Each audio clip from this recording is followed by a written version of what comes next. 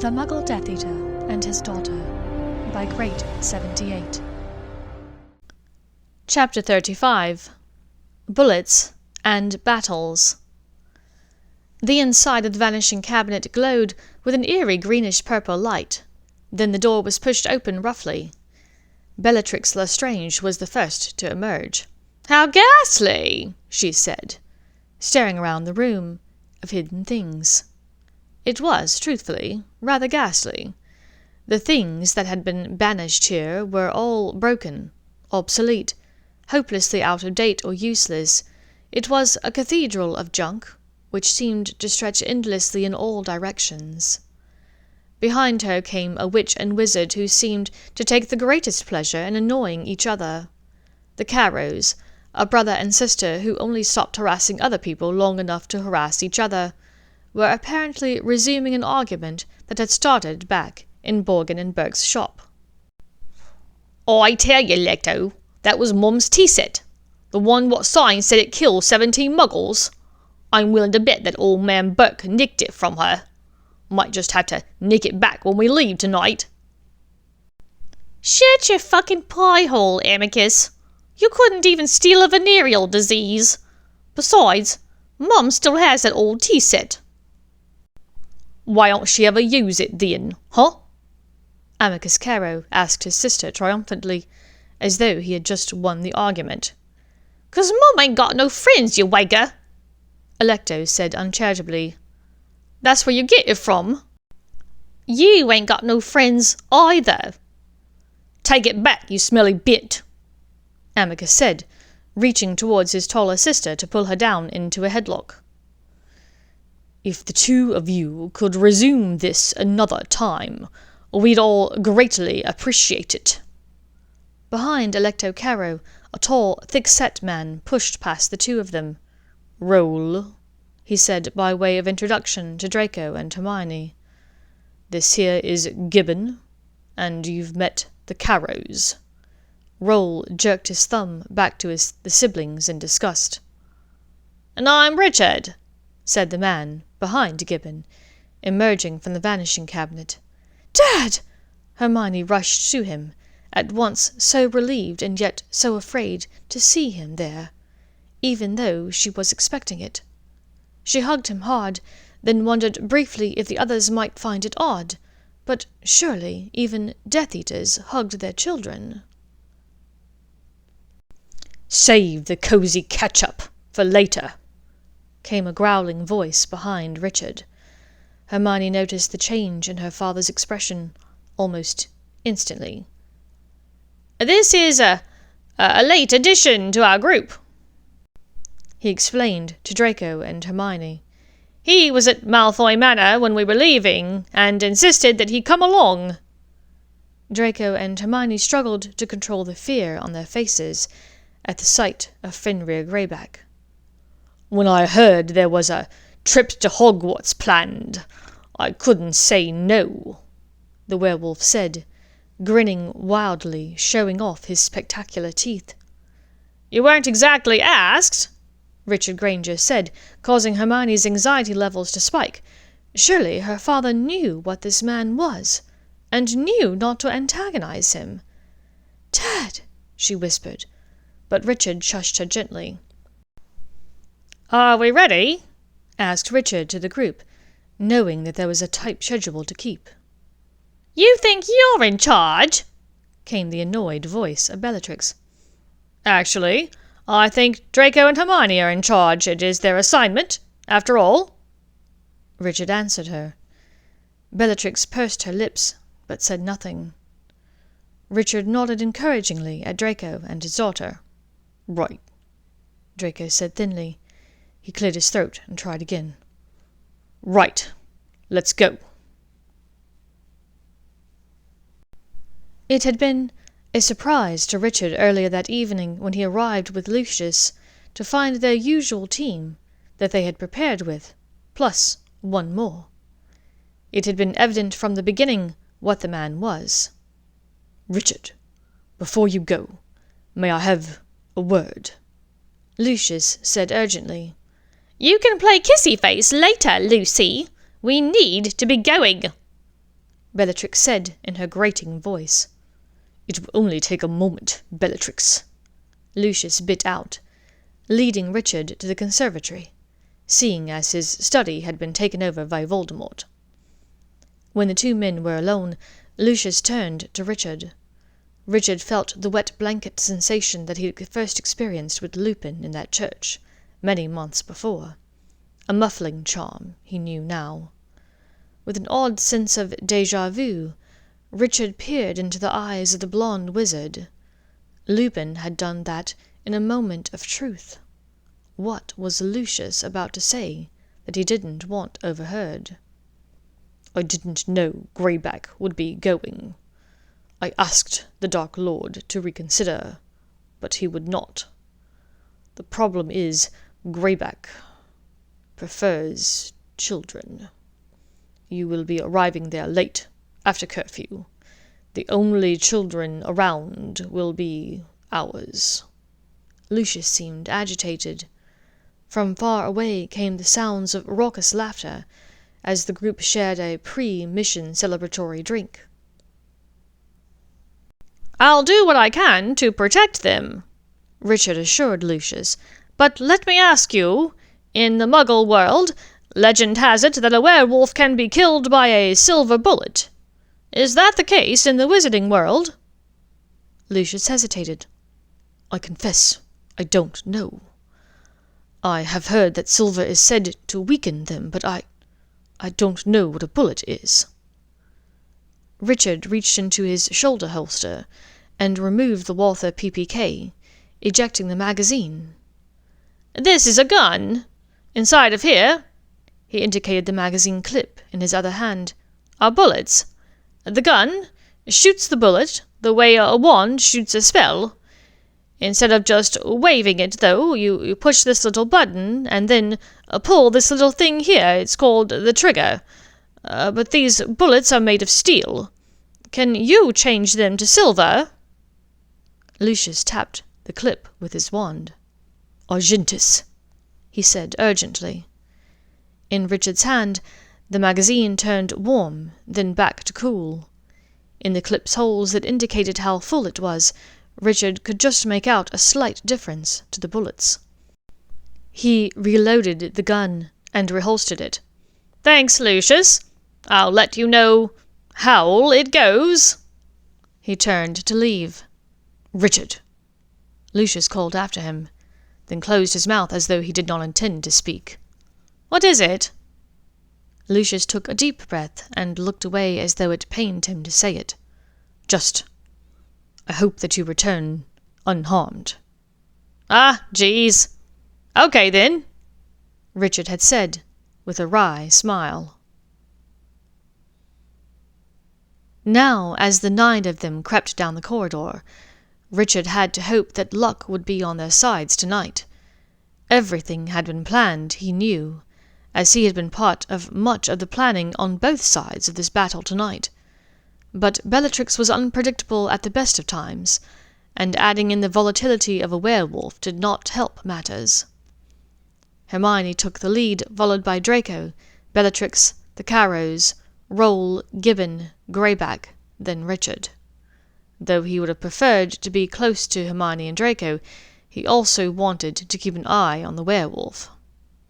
"There is fresh blood nearby," Richard heard the werewolf say almost to himself.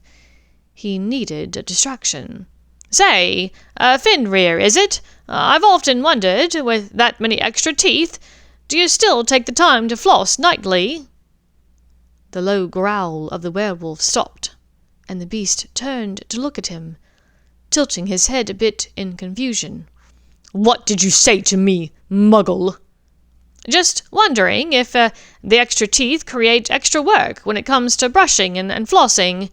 Do you use fluoride toothpaste?" After a moment's agitation, the werewolf seemed to feel that the Muggle man was too stupid to waste too much of his foul breath on. "No." "You should consider switching. 4 out of 5 vampires recommend it." The werewolf turned back in agitation, but Richard was glad to see that he no longer appeared to be scenting fresh blood. he knew they should be expecting Professor McGonagall at any moment. "Students out of bed! Students in the corridors!" An unknown voice cackled up ahead.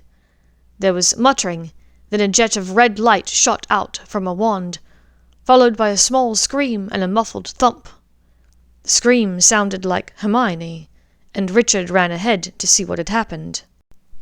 Slumped on the ground was a man in grey and black robes, his stringy grey hair fanning out from his mottled face as he lay on the ground. "It's nothing. She's just stunned him," Hermione reassured her father, as he wordlessly asked what had happened. "Filch, the caretaker." "I always hated that old Thestral's arse," Bellatrix said with a proud grin. "Let's focus on the task, Bellatrix," Richard said harshly, and they proceeded. As he passed the stunned man, Richard tried to take note of whether or not he was breathing. By now, a mangy-looking cat with bulging eyes had come and was kneading the man's chest with her paws. From ahead, Richard heard Minerva McGonagall asking Draco and Hermione where they thought they were going. "We have business here tonight," Draco said loudly. "I see. And it appears that you've brought a few of your business associates, Mr. Malfoy, Miss Granger," the older witch said sternly. "Please, stand aside, Professor McGonagall," Hermione said, fighting to keep her voice steady. "You should not be here. None of you should be here." The woman's voice rebounded around the corridor, and Richard saw Roll raise his wand. He pushed Gibbon into Roll, causing the wizard to misfire, and the purple jet of light to burn a small hole in the stone wall above the professor. Gibbon looked angrily at Richard, but Richard jerked his head towards Greyback, as if to say, it was him. Gibbon's eyes grew huge, and he turned away quickly. But now others had joined the fight against the professor. Bellatrix and the carers were firing at will. Thankfully, whatever potion the older witch had taken seemed to be working. Several of McGonagall's curses landed on her assailants. Meanwhile, the onslaught of spells aimed at her collided with each other and fizzled, or else sailed far too wide or short. Draco and Hermione fired badly on purpose. Finally, McGonagall hurried away up the opposite corridor, and Richard took the opportunity to call to the rest of them, "Let's hurry up, before she comes back with others. Draco, lead the way to the tower." At the next landing they met Tonks, and a similar battle ensued.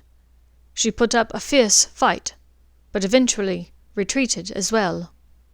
"That seemed almost too easy," Bellatrix mused as they hurried up the stairs to the top of the astronomy tower. "Snape told the extra Aurors to take the night off," Draco explained. This seemed to mollify his aunt. "He already set off the Dark Mark just a little while ago, so hopefully Dumbledore will be inclined to hurry back." At these words, Draco shoved open the door to the astronomy tower landing and stopped short. Through the tangle of people ahead of him, Richard Granger could just make out the half-moon spectacles of Albus Dumbledore.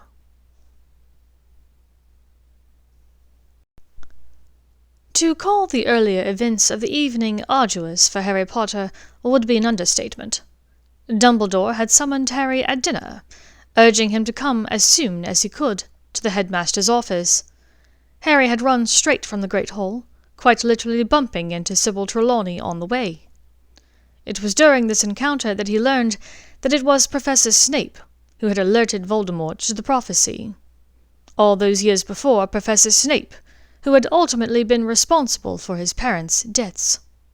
Inside, he seethed. What kind of fool was Dumbledore to allow this man to teach? To think that this man was trustworthy in any way? Before he and Dumbledore had set off, it had burst from him. Dumbledore had offered excuses, platitudes, but nothing that the headmaster had to say could change Harry's mind. Severus Snape was a bastard, through and through. The task that they left the castle to complete had been so much worse than anything Harry had expected. He knew that hunting Horcruxes would not be easy work, but the cave, the boat, the potion, the inferi. It was certain to be the stuff of nightmares for months, if not years, to come. And when they had returned to Hogsmeade and seen the dark mark in the sky, the despair that threatened to overtake Harry felt all-consuming. They had borrowed a broom, and Harry had supported the weakened headmaster as they flew to the astronomy tower. "Harry, under your cloak, there, in the corner. You must hide." Dumbledore wheezed at him. "Sir, I need to fight." But Dumbledore quelled him with a look. "Harry, you promised me you would obey me, no matter what. Stay under the cloak." There were footsteps now on the stairs below, and Harry strained his ears to listen. A wizard's voice which seemed familiar, though he couldn't place it exactly, muffled as it was by the door. Harry stared at the door, then turned back in confusion to Dumbledore. Dumbledore was pointing his wand at Harry, and his body suddenly went rigid. Just as Harry was realizing what the professor must have done, Dumbledore tossed his wand at Harry's feet and turned to the opening door. "Ah, Draco, out for a stroll this fine night, and Miss Granger as well?" Dumbledore asked. As the rest of the group trooped in, his demeanor changed. "Oh, not a romantic walk along the parapets, then?" "No," Draco said, and Hermione was glad to hear that the waver in his voice was nearly indetectable. This had to work, she thought. Behind her, she felt her father step close to her and briefly touch her fingers. She grabbed back tightly and squeezed, then let go. "I see. Well, it appears that the two of you have been promoted in your Dark Lord's army." "We've been given a job, a task we must carry out," Hermione said, forcing her voice to stay steady. "Well, my dear, am I to assume that I am a part of this task?" "Oh, Dumby! Always was one step ahead!" cackled Amicus Carrow. "But this time, you's outnumbered 9-1, idjit!" "Amicus, your elocution is outstripped only by your sister's manners," Dumbledore said kindly, as Alecto spat thickly onto the ground. "And who else do we have? Ah, Bellatrix, of course. Charmed, as always." "I've been waiting for this day for many years, Dumbledore," the insane witch laughed. "And Roll, Gibbon, I never expected the two of you to darken the door of an institution of learning again." The two men made threatening grunts in the headmaster's direction. "And is that you, Fenrir?" There was a low rumble from somewhere behind Hermione. She flinched. "Not even waiting until the full moon to transform, I see," Professor Dumbledore said, not even trying to keep the tinge of disgust from his voice. "And lastly, yes, Richard Granger. I remember the stories about you from Mad Eye back in the day." "Yes, I fought Moody several times over the years," Richard said, delivering his line perfectly. "He will be sorry to have missed you," Dumbledore said. "And now that we have all become reacquainted, tell me more about this task, Miss Granger." In the end, even knowing that it was entirely fake proved to be too difficult for Draco. Hermione had tried to raise her own wand, but it too wavered horribly. Still, she worried. What if one of the actual Death Eaters got anxious, and did it for themselves? When the door had burst open behind them, revealing the hulking shape of Severus Snape, Hermione had breathed a small sigh of relief. The professor stepped forward, raising his wand. "Avada Kedavra," he said, in a garbled voice, and a moment later a bolt of green light shot from the tip of his wand. The headmaster flew up into the air and disappeared over the ramparts, ostensibly crashing to the ground below, dead. Hermione stifled a scream, and Draco caught one of her hands and pulled it around him, encircling her body with his arm. "We need to go. Quickly. The Aurors are on their way," Snape called to the others. The 10 of them hurried down the stairs, crossing the landing quickly, and down 2 more flights. As they rounded the corner of the 6th floor, near the room of requirement, jets of red light fired into their midst. No one could see the assailants, but Hermione knew it to be Professor McGonagall. As she watched, a spell hit Gibbon in the leg, and the gash began bleeding profusely. Another hit Greyback in the mouth, and the werewolf's high-pitched cries split the air. "Let's hurry!" she called to the others, hoping to get them inside the room before any of them could fire back. 30 seconds later, they had disappeared through the vanishing cabinet, gone from Hogwarts. Thank you for listening to this chapter of The Muggle Death Eater by Great78.